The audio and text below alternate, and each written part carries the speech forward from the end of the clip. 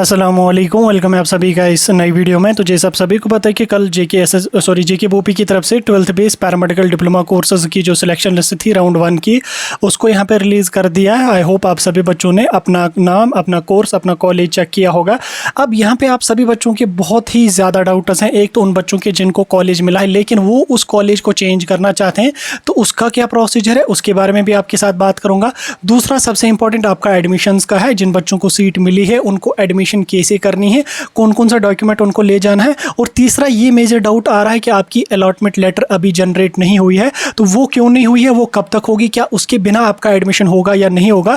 और उसके अलावा काफ़ी सारे बच्चे ऐसे हैं जिनको सीट नहीं मिली है, तो नेक्स्ट राउंड के हवाले से क्या कुछ अपडेट है, सारी चीज़ें आपके साथ मैं डिटेल में बात करूंगा। और फी के स्ट्रक्चर के बारे में भी थोड़ा सा रफली मैं आपके साथ डिस्कस करने की कोशिश करूंगा, इसलिए आप इस वीडियो को एंड तक देख लेना। चैनल को भी सब्सक्राइब कर देना, व्हाट्सएप और टेलीग्राम ग्रुप ज्वाइन कर लेना, लिंक आपको डिस्क्रिप्शन में मिल जाएगी। तो चलिए वीडियो को शुरू कर ले। तो देख लेते हैं यहाँ पे जेके बोपी 12th base paramedical diploma courses के बारे में। देखो, आप बच्चों की बहुत ज़्यादा कमेंट्स, बहुत ज़्यादा कॉल्स और मैसेजेस हमें आती रहती हैं व्हाट्सएप पे भी, टेलीग्राम पे भी, लेकिन अनफॉर्चुनेटली उन सभी मैसेजेस का टाइम पे रिप्लाई देना पॉसिबल नहीं होता, क्योंकि अकेले मुझे ये सारी चीज़ें हैंडल करनी पड़ती है।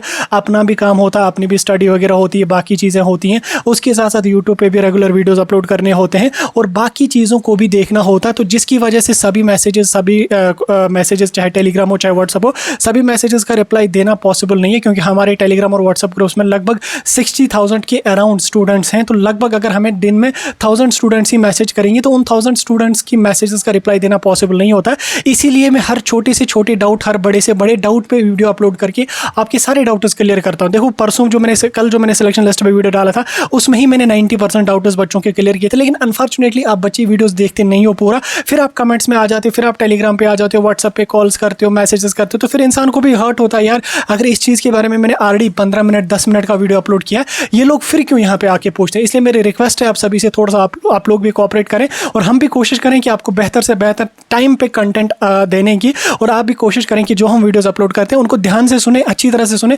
मैं लिख के देता हूँ, आपका कोई भी डाउट नहीं रहेगा, आपको कोई भी ज़रूरत नहीं पड़ेगी किसी भी पर्सन से कोई भी डाउट पूछने की, क्योंकि मैं इस स्टेज से आज से 5 साल गुजर चुका हूँ। मुझे पता है कहाँ कहाँ पे बच्चों के डाउट्स आ जाएंगे, कहाँ कहाँ पे बच्चों को दिक्कत आती है। तो इसलिए मैं हर छोटे से छोटे, बड़े से बड़े डाउट पे वीडियो अपलोड करके आपके डाउट्स क्लियर करता हूँ। उम्मीद है आप सभी मेरी बात समझ गए होंगे। आई होप आप लोग कोऑपरेट करेंगे, आपने पहले भी कोऑपरेट किया, इंशाल्लाह आप आगे चल के भी कोऑपरेट करेंगे। और जो बाकी फिर मेजर इश्यूज होंगे उनको आप हमारे साथ डिस्कस कर सकते हैं, हमें कमेंट कॉल्स कर लो, मैसेज कर लो, हम मेजर डाउट्स को जो है डिस्कस करने की कोशिश कर लेंगे आपके साथ। बाकी टेंशन लेने की कोई जरूरत नहीं है, हमारा व्हाट्सअप नंबर ऑलमोस्ट सभी बच्चों के पास है, आप कॉल कर लो, वहाँ पे मैसेज कर लो, हम कोशिश करेंगे सभी को रिप्लाई देने की। तो यहाँ पे मैं जेके बोपी की वेबसाइट पे आ चुका हूँ। पहले मैं आपके लिए सिलेक्शन लिस्ट यहाँ पे डाउनलोड करके रख लेता हूँ। आप यहाँ पे देख सकते हैं स्क्रीन पे, अभी आपको सिलेक्शन लिस्ट 2025 की जो यहाँ पे देखने को मिल रही होगी। तो इसमें देखो, जिन बच्चों को सबसे पहले यहाँ पे सीट नहीं मिली है, तो जिन बच्चों को सीट यहाँ पे नहीं मिली है उन बच्चों को क्या काम कर लेना है, उन बच्चों को वेट करना है राउंड 2 का। राउंड 2 कुछ ही दिन के बाद स्टार्ट हो जाएगा, तो आप लोगों का यहाँ पे एडमिशन उस राउंड में हो जाएगा अगर सीटें यहाँ पे बची। अब देखो, जिन बच्चों को यहाँ पे सीट मिली है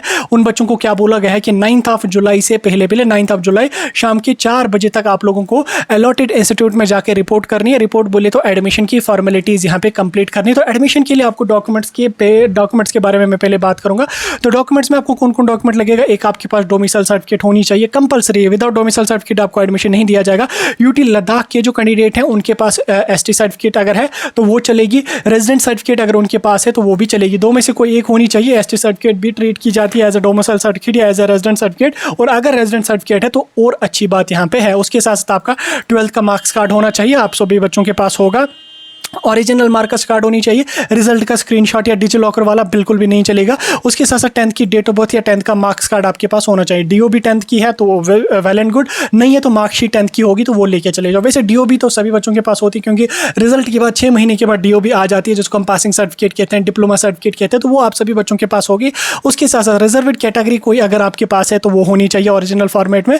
एनी अदर डॉक्यूमेंट्स में आपका एक आधार कार्ड मांगा जाएगा, और उसके साथ साथ आपको फिटनेस सर्टिफिकेट मांगी जाती है, और एफिडेविट भी कभी कभी मांगा जाता है। तो वो फिटनेस सर्टिफिकेट, एफिडेविट्स ऐसा नहीं कि वो आपको आज ही होने चाहिए तो आज ही आप जाओ भर लो। अगर इनकेस आपको वो एफिडेविट या फिटनेस सर्टिफिकेट टाइम पे नहीं बन पाती है, 9 तारीख से पहले नहीं बन पाती है, तो कोई इशू उसमें नहीं है, आप उसके बाद भी उसको सबमिट कर सकते हैं। लेकिन ऐसी बात नहीं है कि आप 9 तारीख को अगर एडमिशन की लास्ट डेट है, आप 10 तारीख को चले जाओगे एडमिशन करना है, वो गलती आपको नहीं करनी। आपको पहले जाना, फिर अगर कोई डॉक्यूमेंट आपका पेंडिंग रह जाता है, आपकी सीट कंफर्म हो जाती है, आप एडमिशन खत्म होने के बाद 3 या 4 दिन के अंदर अंदर उसको सबमिट कर सकते हैं। 5 दिन में लगेंगे उसको सबमिट सकते हैं, कोई उतना बड़ा मसला नहीं होता है, कोई सीट कैंसिलेशन का मसला नहीं होता, लेकिन रिपोर्ट आपको करनी है तुरंत। बाकी डॉक्यूमेंट जो अवेलेबल है उनको सबमिट वहाँ पे करना है एज सुन एज पॉसिबल। जो टाइम आपको दिया गया है उसमें एफिडेविट वगैरह बनाने पड़ेंगे, फिटनेस सर्टिफिकेट बनानी पड़ेगी, कभी कभी आपको जब वो हेपेटाइटिस की भी सर्टिफिकेट बनानी पड़ती है, वो यूजुअली लगती नहीं, यूजुअली आपको मेडिकल फिटनेस सर्टिफिकेट ही मांगी जाती है अक्सर जगहों पे।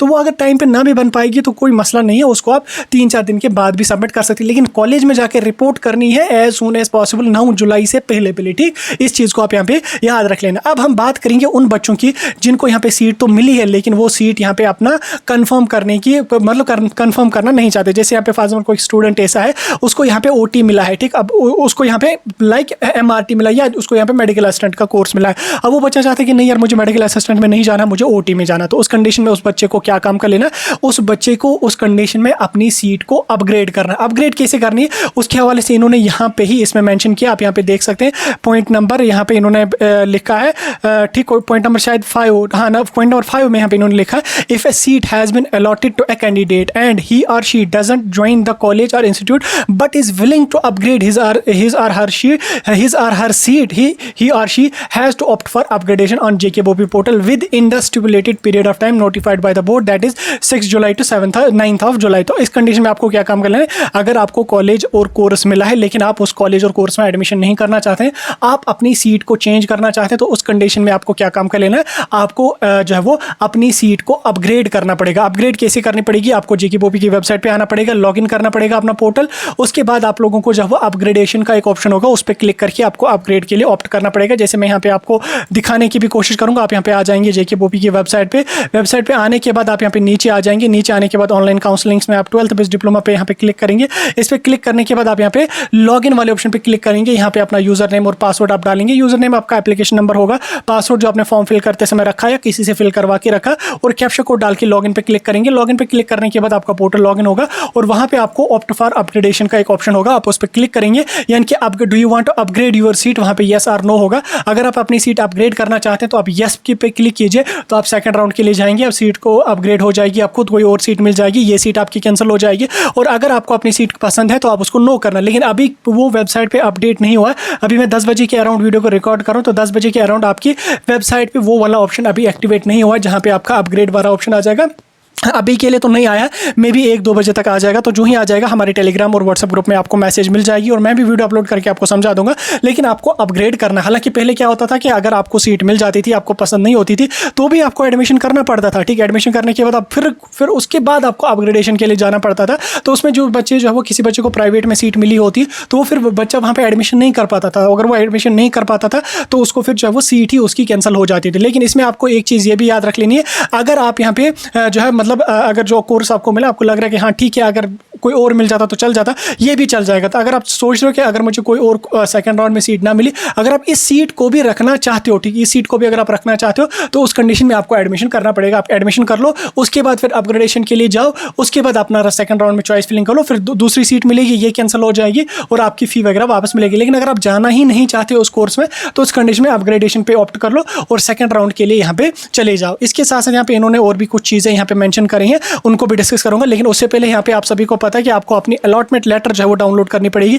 जैसे यहाँ पे इन्होंने मेंशन किया है कि जिन बच्चों को सीट मिली है उनको यहाँ पे अपनी अलॉटमेंट लेटर को जो है वो डाउनलोड करना पड़ेगा, अपनी लॉगिन क्रेडेंशियल। जैसे यहाँ पे आप देख सकते हैं, the provisionally selected candidates are advised to generate the provisional allotment letter on JKBOP portal using his or her credentials and the candidate must opt for upgradation if required. यानी कि अगर आपको सीट मिली है, जिन जिन बच्चों को सीट मिली है उनको अपनी प्रोविजनल अलॉटमेंट लेटर जनरेट करनी है। अब देखो बहुत सारे बच्चे हमें मैसेज कर रहे हैं कि हमें तो आज एडमिशन के लिए जाना, तो हमारी तो अभी अलॉटमेंट लेटर जनरेट ही नहीं हुए। सेम आपको यही प्रोसेस करना जो मैंने आपको बोला, यहाँ पे आपके लॉगिन करना है, लॉगिन करने के बाद वहाँ पे आपको जब वो डाउनलोड अलॉटमेंट लेटर का ऑप्शन आएगा। लेकिन अभी वो अगर आप अलॉटमेंट लेटर पे क्लिक करोगे वहाँ पे आपको ऑप्शन दिखेगा कि please generate your allotment letter, लेकिन जनरेट करने का कहीं पे ऑप्शन नहीं आया है, ठीक। तो उस कंडीशन में आपको अभी घबराने की कोई जरूरत नहीं, वेबसाइट पे वो अपडेट हो जाएगा, धीरे धीरे हो जाएगा, कल तक हो जाएगा, आज दिन में हो जाएगा, आपको इन्फॉर्म कर दूंगा। लेकिन आपको अलॉटमेंट लेटर का वेट नहीं करना कि अलॉटमेंट लेटर आ जाएगी फिर मैं जाऊंगा, फिर मैं एडमिशन करूंगा, फिर मैं आ जाऊंगा, उसका वेट नहीं करना। आपको एडमिशन अपना कर लो, आप कॉलेज जाओ, एडमिशन की फॉर्मेलिटीज़ कंप्लीट कर लो, फिर आपकी अलॉटमेंट लेटर अगर आज आ जाती है तो ठीक है, कल आ जाती है तो ठीक है, परसों आ जाती है तो ठीक है, कोई इशू नहीं है, सीट आपकी कन्फर्म हो ही जाएगी। तो आपको क्या काम कर लेना है, अलॉटमेंट लेटर को डाउनलोड करना। लेकिन अभी के लिए अलॉटमेंट लेटर वेबसाइट पर अपडेट नहीं हुई है। अगर मैं 10th बेस डिप्लोमा वाले बच्चों की बात करूँ तो उनकी भी लास्ट के दिनों में ही अलॉटमेंट लेटर आई थी, पहले 2 दिनों में उनकी अलॉटमेंट लेटर नहीं आई थी। तो कल तो संडे था, कल तो छुट्टी थी, कल तो वेबसाइट पे जो कोई काम हो ही नहीं सकता था, तो इसलिए आज मंडे है तो मे भी आज 1, 2, 3, 4 बजे तक जो वो वेबसाइट पे आपकी अलॉटमेंट लेटर्स का ऑप्शन आ जाएगा, तो डाउनलोड कीजिएगा। लेकिन ऐसा नहीं कि विदाउट अलॉटमेंट लेटर आपको एडमिशन नहीं मिलेगा। आप जाओ अपनी एडमिशन की फॉर्मेलिटीज़ को कंप्लीट करने की कोशिश कर लो, फिर अगर कॉलेज वाले बोलेंगे कि नहीं आप अलॉटमेंट लेटर को भी लेके आ जाओ, अपने बाकी डॉक्यूमेंट्स वहाँ पे सबमिट करो। अलॉटमेंट लेटर जब तक जनरेट हो जाती है, आज हो जाए कल हो जाए, तो फिर अलॉटमेंट लेटर को भी आप सबमिट कर सकते हैं, कोई उतना मसला नहीं है। अगर इन केस